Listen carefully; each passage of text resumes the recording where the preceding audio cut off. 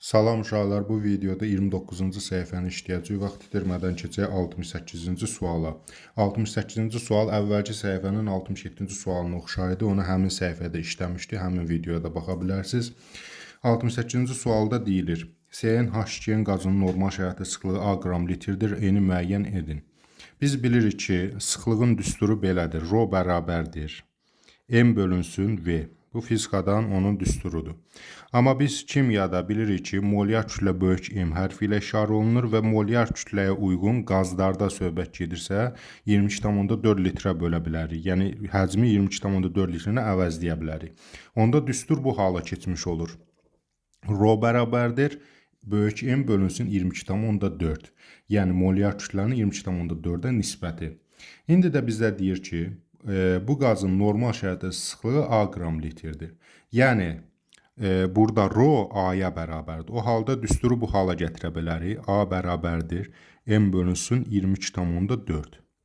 Və indi bizdən N-i müəyyən etmək tələb olunur. N də burada indeksdir. Biz elə eləməliyik ki, N-i bax bu düstur əsasında ifadə eləyək. Yəni A ilə ifadə eləyək. Yaxşı, bəs N-i biz bu düstura hansı şəkildə yerləşdirə bilərik? Görürük ki, biz bunu indi tisikulu alkanları keçəndə gələcəkdə üzvü kimyada daha rahat qavrayacaqsınız. Amma indiki halda bunu ifadə edə bilərik ki, bax bu karbohidrogenin molyar kütləsi bərabərdir. Bilirəm ki, burada karbon kütləsi 12-dir. 12-dən N qədər var, yəni 12N. Üstəgəli hidrogen kütləsi 1-dir və 2N qədər var. 2-ni 1-ə vuran, 2N-i də 1-ə vuranda eləyir 2N. 12N-dən də 2N-i cəmləyəndə 12N-dən də 2N-i cəmləyəndə eləyəcək 14N. Yəni burada deməli bu qazın kütləsi oldu 12N buna görə, 2N də buna görə cəmləndi oldu 14N. Yaxşı, indi mən buradakı M-in yerinə bunu qoya bilərəm. Yəni buranı silə, bu hesablama hissəsi. M bərabərdir 14N. 14N-i gətirim qoyun bura. Onda düstur bu hala keçmiş olacaq. A bərabərdir 14N bölünsün 22,4-ə. Və biz bunun əsasında N-i buradan kənarlaşdıraraq, yəni belə deyək də, bərabərliyin bir tərəfinə çıxardaraq N-in neçə olduğunu müəyyənləşdirə bilərik. Yəni biz əvvəlcə nə etdik? Sıxlığa əsasən sıxlığın düsturunu yazdıq. Sonra kütlənin düsturunu yazdıq. M bərabərdir 14N. Həqiqətən də məsələn C1 H1 olmazsa C2 məsəl üçün 2-cinin 4 H4 olsa C2 H4.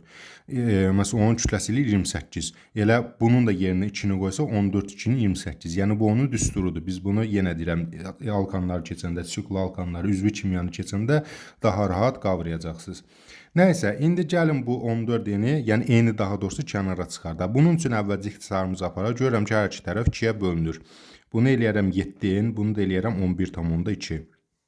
Sonra 7N bərabərdir. Yəni bu surəti kənara çıxartdım. Məxrəclə A-nı vuraram bir-birinə. 11,2A. Yaxşı, indi tək N lazımdır axı mənə deyir N-i müəyyən elə. Onun üçün nə edirəm? İki tərəfi də 7-yə bölərəm. 7 buradan silinir. Burada məxrəcə 7 yazıram. Yəni M bərabərdir 11,2A bölünsün 7-yə. Bu da eləyəcək E variantına uyğun gələcək. Keçən 67-ci sualda demişdim ki, 68 biraz daha geniş izah edəcəm. Kim ki 67-ni başa düşməmişdirsə, bunun əsasında baxıb yenidən işləyə bilər. Keçək 69-cu suala. Normal şəraitdə qazların sıxlığının, yəni Rho-nun, onların molyar kütləsinin asılı qrafikini göstərin. Biz bayaq düstur vermişdik. Rho bərabərdir M böl 22,4. Məsələn, qazlardan söhbət gedir. Burada M nə qədər artsa, Rho da o qədər artacaqdır. Yəni düz mütənasibdir Rho ilə M.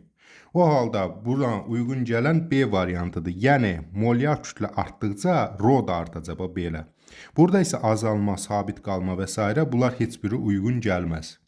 Keçək indi aşağıdakı hissəyə, yəni 70-ci suala.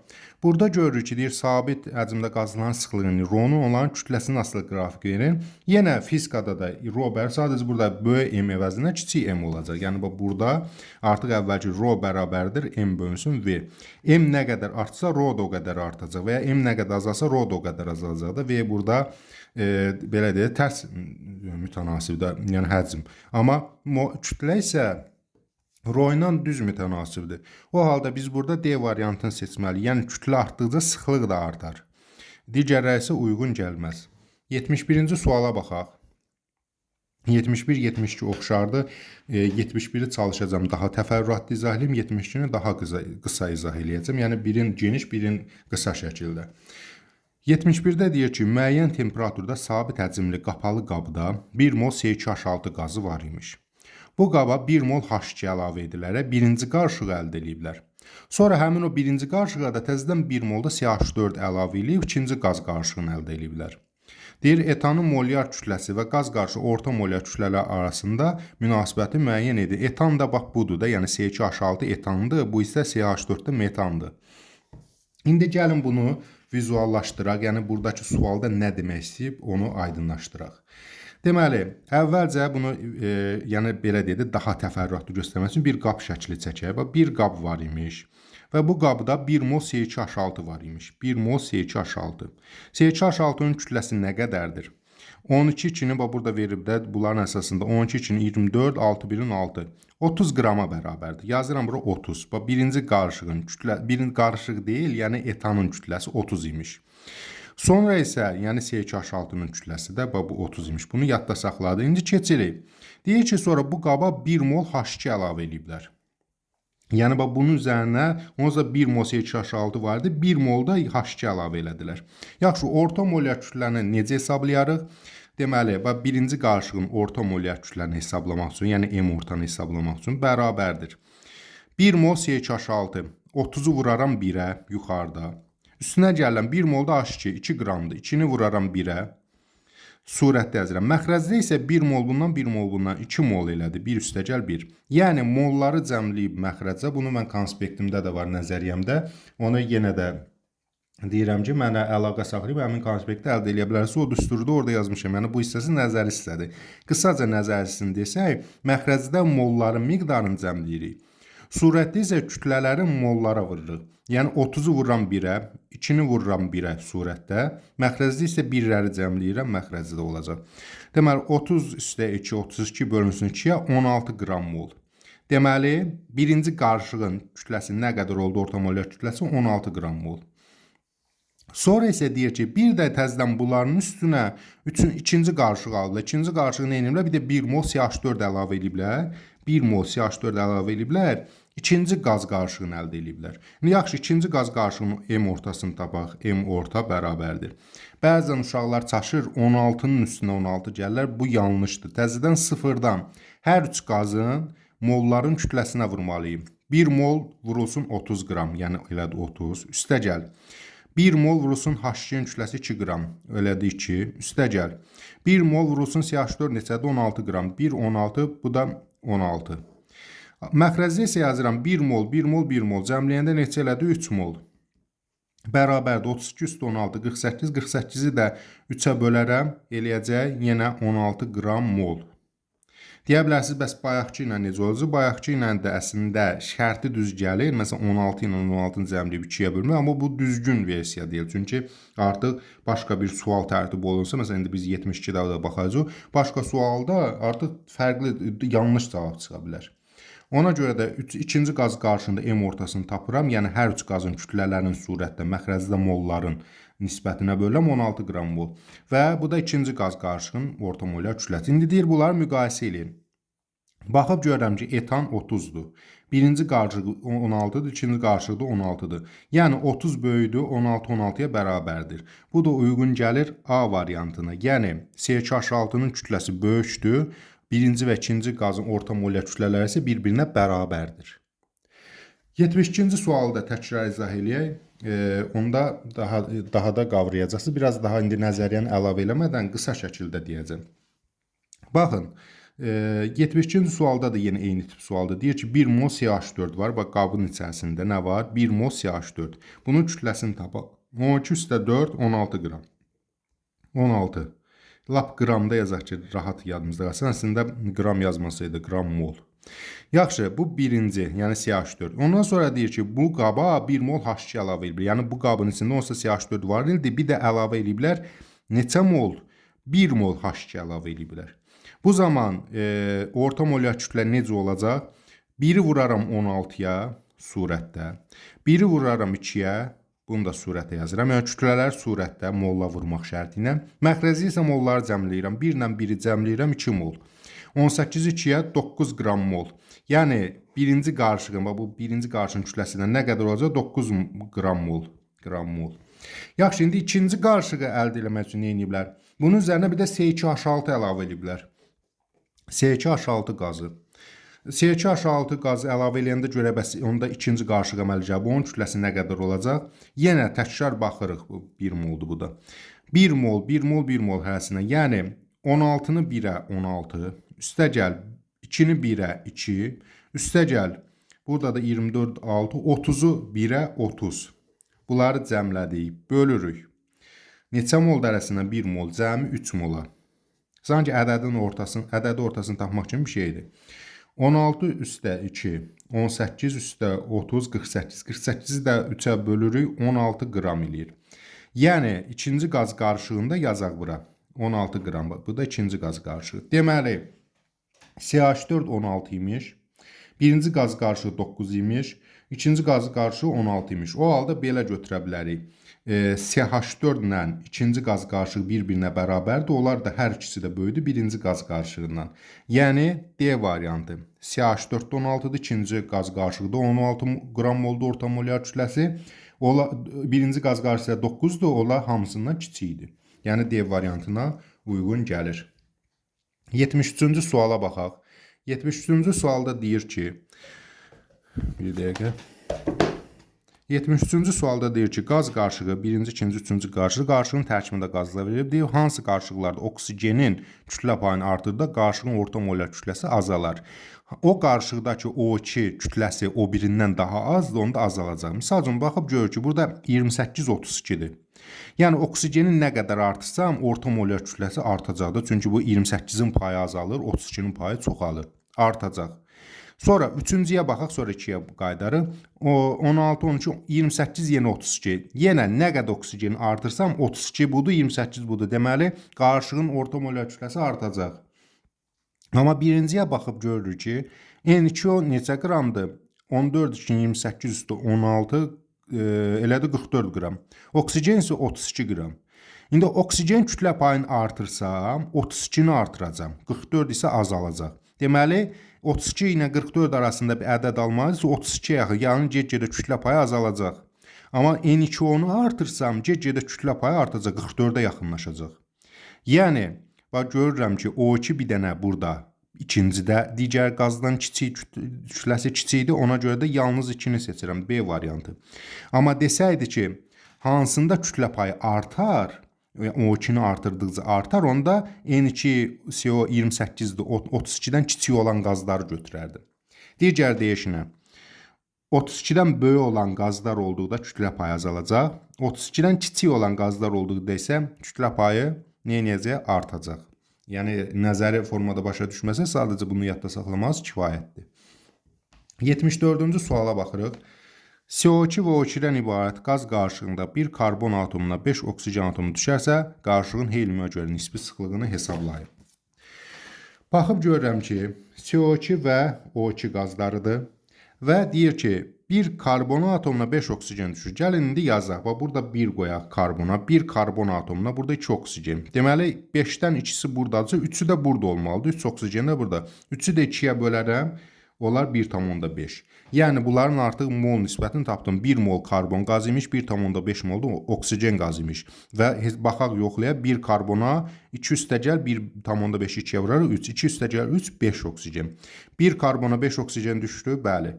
Necə tapdıq, bir daha izah eləsə, videonu qaytarıb da baxa bilərsiniz.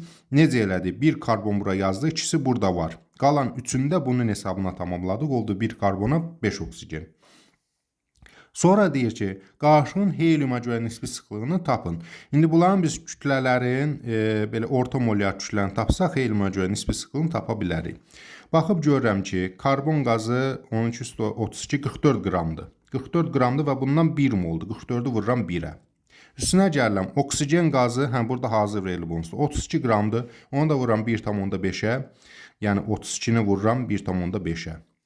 Bölürəm, cəmi neçə moldur? 1 mol bu, 1,5 mol bu. Elədi 2,5 mol. Yəni, qaz qarışığının M ortasını hesablayır da, beləliyyə də buraya yazaq, M orta bərabərdir.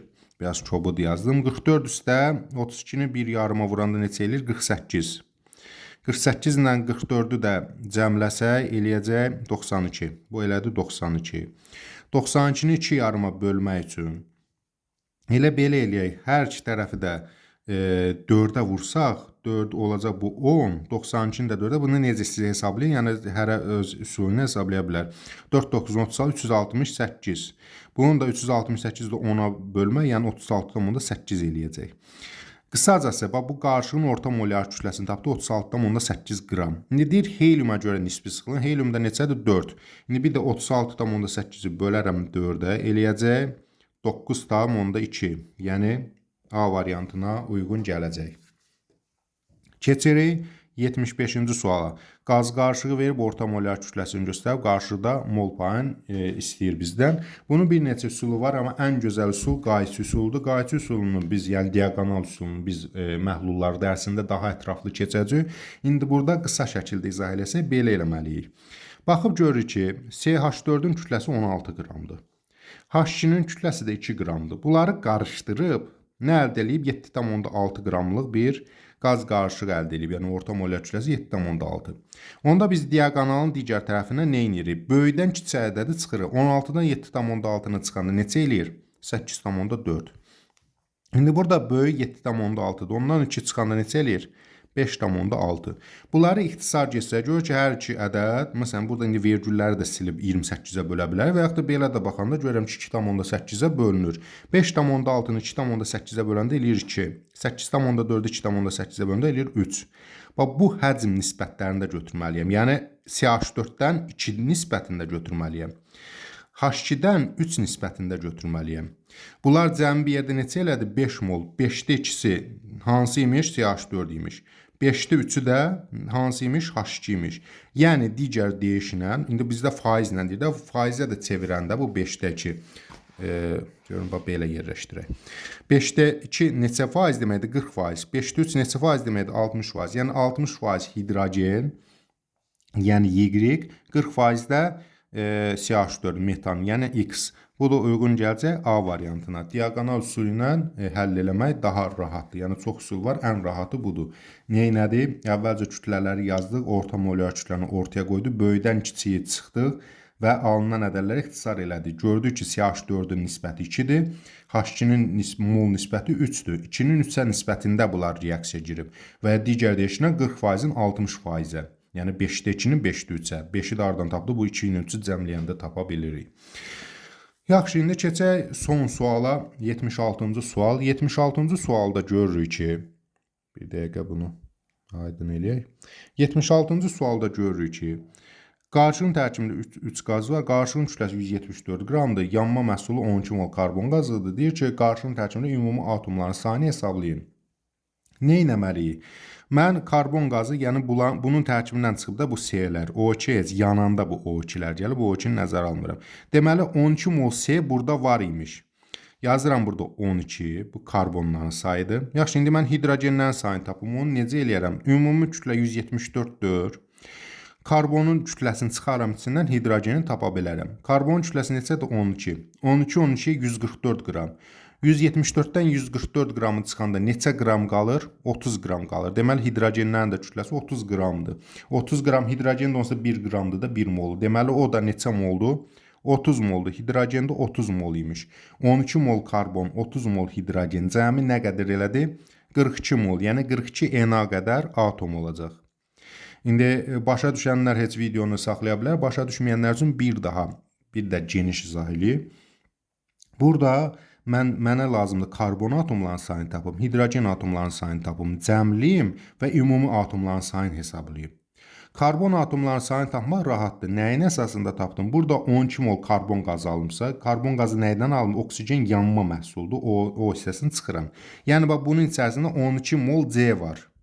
Onda 12 molu yazdım bura. Daha sonra baxıb görürəm ki, yaxşı, bu 12 mol, burada 174 qram verib də cəmi bir yerdə. Karbon, hidrogendir. Karbonların kütləsini çıxsam, hidrogenləri tapa bilərəm. Yəni, 12 mol karbonu da vururam, 12 qram eləyir, 144 qram. 174-dən 144 də çıxanda 30 qram da deməli hidrogenə düşən kütlədir. 30 qram da nə deməkdir? Yəni 30 mol hidrogen 30 qram eləyir də, çünki hidrogenin kütləsi 1-dir. Ona görə 30-u da H yazıram. 12 üstü 30 42 eləyəcək. 42 mol elə 42 Na deməkdir. Yəni E variantına uyğun olacaq. Bu qədər uşaqlar, növbəti dərslərdə görüşənədək sağ olun.